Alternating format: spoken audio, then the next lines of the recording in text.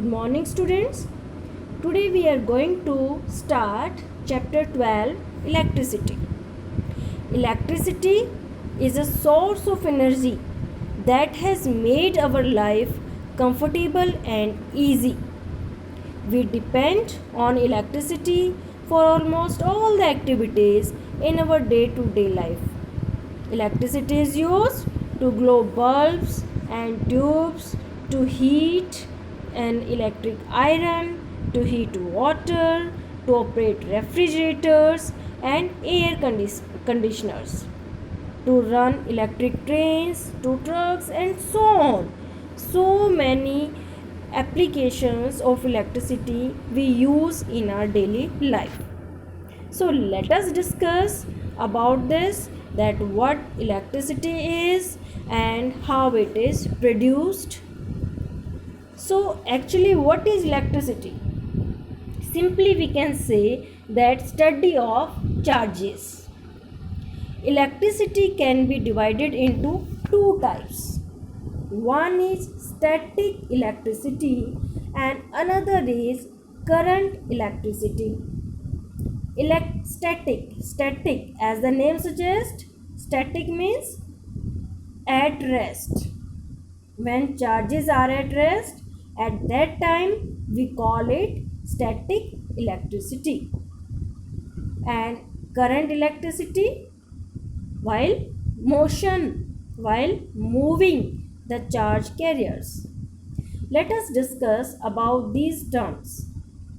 In earlier classes, you must have read about static electricity. Let us recall that information. In junior classes, you must have done an activity. You take your plastic comb, rub it in your hairs, and then you bring that plastic scale near the bits of paper. So, what you noticed? You must have done this activity, that plastic scale will attract the bits of paper, small papers. But if you bring that scale without rubbing in your dry hairs, and then you bring that scale near the bits of paper, then again you notice, no, at that time that scale will not attract the pieces of paper. So what is difference in both the cases?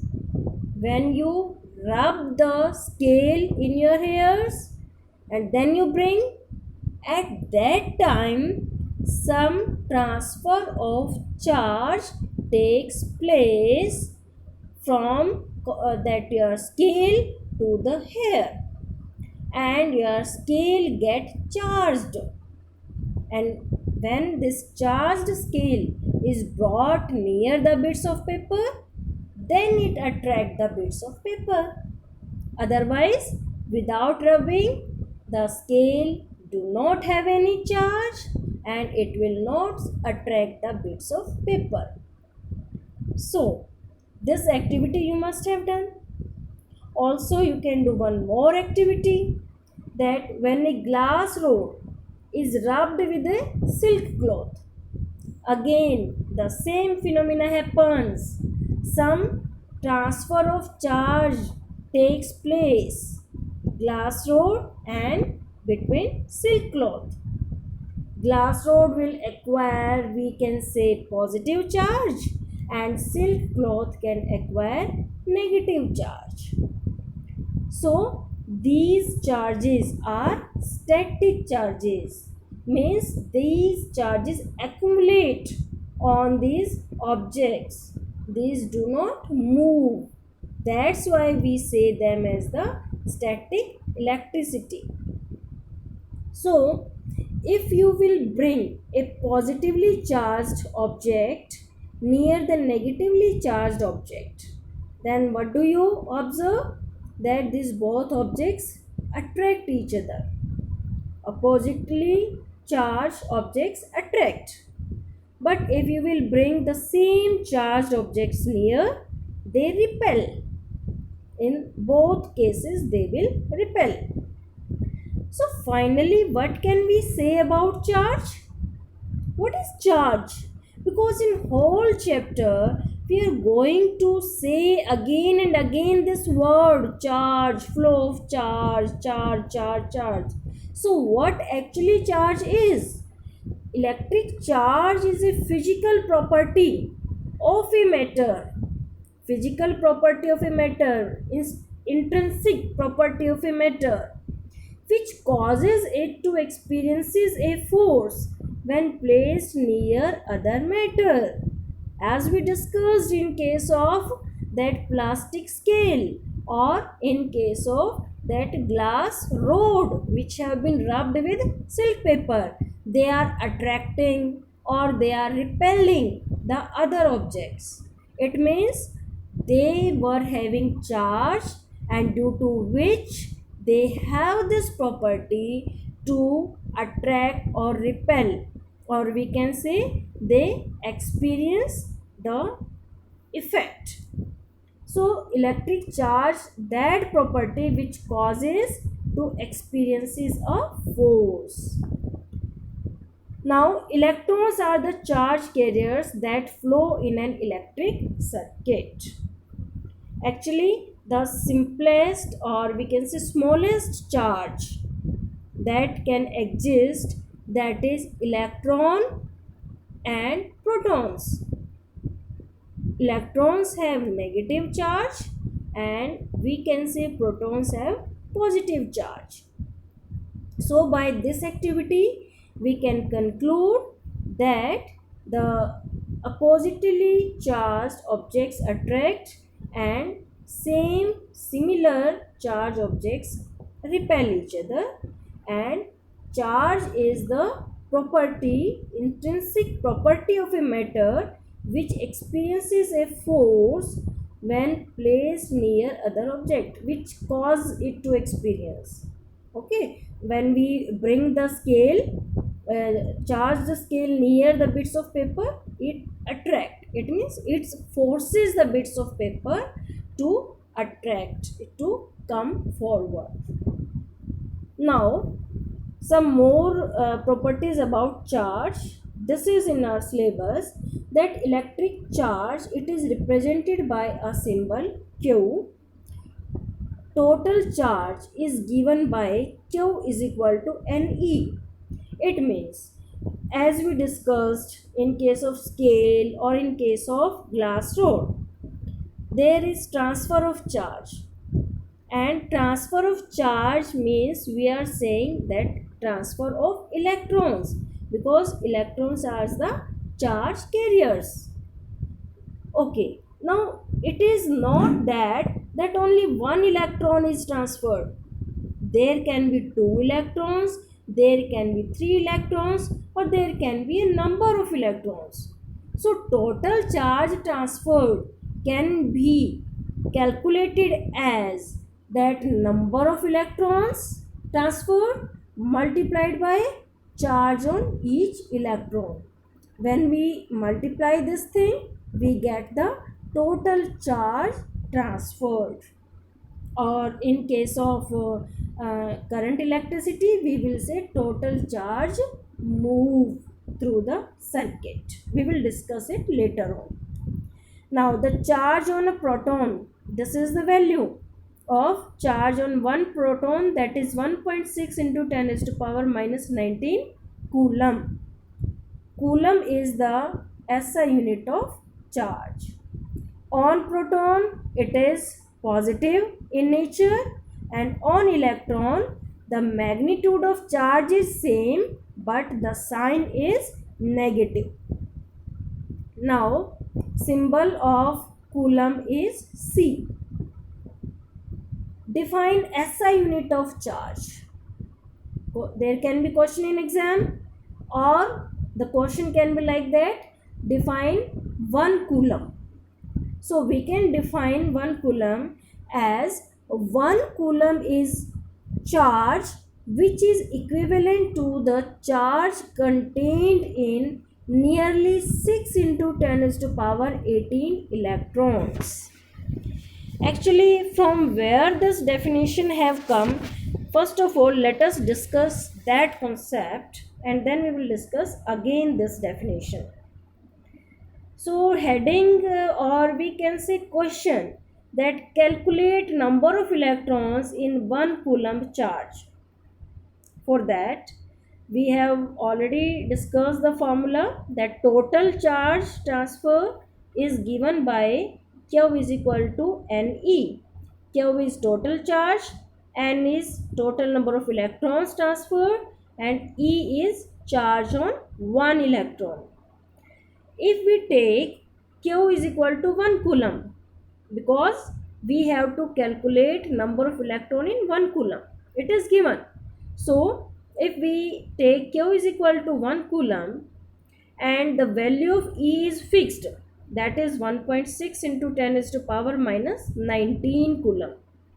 Therefore, by this formula, N is equal to Q by E. N equal to Q by E.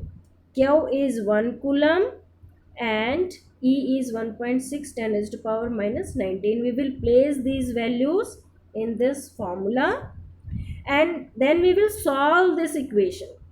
For solving, this is 1 upon 1.6 into 10 is to power minus 19. So we will make it as 100. This decimal, in place of this decimal we will put one 0 here. So it will be 10 by 16 and again we will make it 100 by 16 and we will take 1 power of 10 from this minus 19 because this is in denominator. When it will go in numerator, it will be 10 raised to power plus 19. So from this 10 raised to power plus 19, we will take 110. So it will be 100 and we remain 10 raised to power 18. So we get this 100 by 16 and when we will calculate it, we will find 6.25 into 10 is to power minus 18 electrons. This coulomb is cancelled by this coulomb. So we don't have any unit of this quantity. This is the number of electrons in 1 coulomb.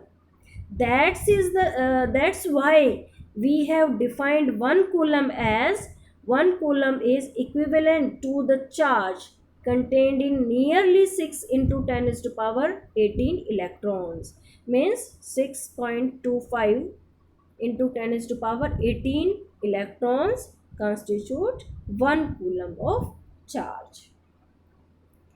Now we discussed about static electricity, in which the charges are at rest, charges accumulate on one object. Now in our syllabus, in 10th class syllabus, the main topic is current electricity. Current, as air moves, we say it as the air current. As water flows, flow of water is known as water current. In the same way, the flow of charge is known as electric current. So, in this chapter, we are going to discuss about electric current. So, what is electric current? Electric current, electricity. For discussing this concept, first of all, we will discuss about conductors and insulators. Some objects we say that these are the conductors of electricity and some other objects we say they are insulators. So what is difference or what is the basic difference in their constitutions or in their structure which make some objects as conductor of electricity and some objects as insulators? So for discussing that, let us go on the atomic structures, that everything is made up of atoms. We know about it in junior classes, we read about it, that made up of atoms which contain positive particles called protons and negative particles called electrons.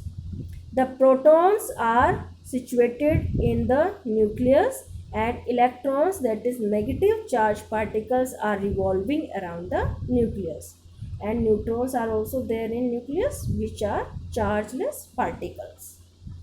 Now, an atom will usually have same number of positive and negative charge particles. Number of protons is equal to number of electrons.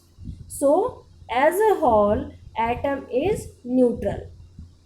And every object is made up of atoms. It means the objects are neutral. But still, some objects conduct electricity. Generally, all metals conduct electricity, like copper, aluminium, silver, gold, and so on. So, what is the basic difference between metals and other objects? So, if we take a case of this is copper, and we see that in last orbit it is having a loosely bound electron. In the same way, when you see the electronic configuration of other metals, they have loosely bound electrons in their last orbit, and they can lose the electrons easily. This last orbit electron needs very less energy to come out from this shell and to move in the crystal lattice to go to the other atoms. It means it is free to move in the conductor. And as this electron moves, we have discussed that electrons have charge on them, and if this charge carrier moves in the conductor, it conducts electricity from one end of conductor to the other end of the conductors. But in case of insulators, these do not have loosely bound electrons. Their electrons cannot come out of the shell easily or by supplying of very less energy, so they do not conduct electricity. This is the main difference between conductors and insulators. Let us discuss difference that conductors substances have the property to conduct electricity through them. They have free or loosely held electrons which helps in conducting electricity. For example, copper, silver, aluminium, gold, etc. Insulators. These substances have the property to obstruct the flow of electricity. They do not have free electrons present in them. For example, rubber, plastic, etc. Rubber insulation you must have seen, because these are insulators and these do not conduct electricity and they save us from the electric shock. Now, let us come to our main topic, that is what is electricity. So, finally, with this discussion, we can say that electricity is the movement of charge round a circuit. We call this as the electric current. When charge moves through the circuit, we call it as the electric current. Means moving charge is electric current. And we can properly define it as the charge per unit area or rate of flow of charge is known as electric current. So in this figure we can see it is a cell and it is having positive and negative terminals. We will discuss it later on in next topic. And this is connected, its both ends are connected with this connecting wires. These are the charge carriers which are moving across this circuit, and the arrows show the direction of electron movement. Means these electrons are moving, so this constitute electric current. One more thing we can discuss here, that the electric current, the direction of electric current is opposite to the direction of electron movement, because electrons were not discovered at that time, and scientists believe that that electric current is due to flow of positive charge carriers. So they thought the direction of movement of positive charge carriers as the direction of electric current. But later on, the discovery of electrons takes place, and then scientists come to the point that actually the movement of electrons takes place, and that's why the direction of electric current was opposite to the direction of electrons, because electrons are moving in opposite direction to the protons, or we can say negative charge is moving in opposite direction to the positive charge. So we take the direction of electric current as the same direction as the direction of positive charge, and therefore the direction of electrons, or we can say electronic current, is opposite to the conventional direction of the current. Now, electric current, we will define it as the amount of charge flowing across any cross section of conductor per unit time is known as electric current, or simply we can define it as the rate of flow of charge is known as electric current. Rate means divided by time. Its formula is I is equal to Q by T. I is electric current, Q is charge, and T is time. SI unit of electric current is ampere, because it was given by, this term was given by the scientist Andre Marie Ampere, and on the name of that scientist the unit of current is given. Actually, also the unit of current can be written as Q. Q is charge, unit of charge is coulomb, and T is time. Unit of time is second.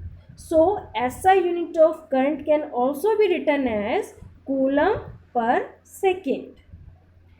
So if we have to define 1 ampere, or if we have to define the SI unit of current, then we will define it as 1 ampere is constituted by the flow of 1 coulomb of charge per second. That is 1 ampere equal to 1 coulomb by 1 second. We need not to memorize this definition. Simply we can write ourselves by learning this formula. If we know this formula, then we can define it that the current is 1 ampere if 1 coulomb of charge flows through the circuit in 1 second. Now important thing, that small quantities of current are expressed in milliamperes. That is one, the small m means milli, and 1 milli means 10 is to power minus 3, and 1 milliampere means 10 is to power minus 3 ampere. Micro, the symbol is pronounced as micro. 1 microampere equal to 10 is to power minus 6 ampere. So m milli means 10 is to power minus 3. In next topics, millivolt we will use, it means 10 is to power minus 3 volt. Microvolt we will use, it means 10 is to power minus 6 volt. In this way you have to use these units. Now, how to measure current in a circuit? Now, what is circuit? A continuous and closed path of an electric current is called an electric circuit. As this is an electric circuit, we can see that it is a continuous and closed path. It is closed. This is key, or we can say switch. It make this circuit as closed or open. When we open this key, then this circuit is open. Then current cannot flow through the circuit. And if we close the key, only then the circuit is closed and the current can pass through it. This is a battery or cell due to which the current passes. We will discuss in more detail in next topic in this. And this is bulb. This is ammeter. Ammeter is a instrument which measures electric current in a circuit. That how much amount of current is passing through the circuit, it is measured by this instrument named as ammeter. And how it is connected in the circuit? It is connected in series. Series means that it's both end are connected in such a way that one end is connected to one component and other end is connected to the some other component of the circuit.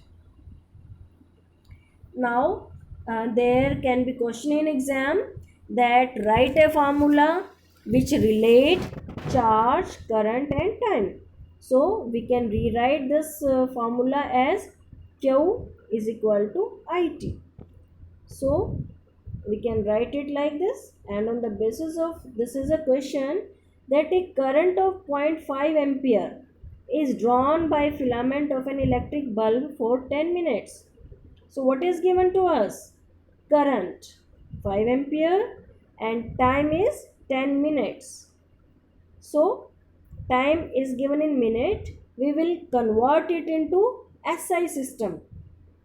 SI system is second. So we will convert this minute into second. 1 minute equal to 60 seconds. Find the amount of electric charge. We have to find Q that flows through the circuit. So Q is equal to IT. I is given to us. T is also given to us. We will simply multiply it and we will find the answer.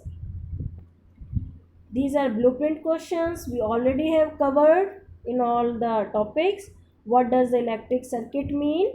A continuous and closed path across which the charge moves is known as electric circuit. Define 1 unit of current. We already defined 1 unit of current is 1 ampere. That 1 ampere of current can be defined as when 1 coulomb of charge passes through the circuit in 1 second. And third is calculate the number of electrons constituting in 1 coulomb of charge. We also have done it here. We have solved this already here. So calculate number of electrons in 1 coulomb of charge. This is our third blueprint question. Okay. So with this we have completed this topic, and maximum today we have done the introduction of this topic. We will continue it later. Thank you.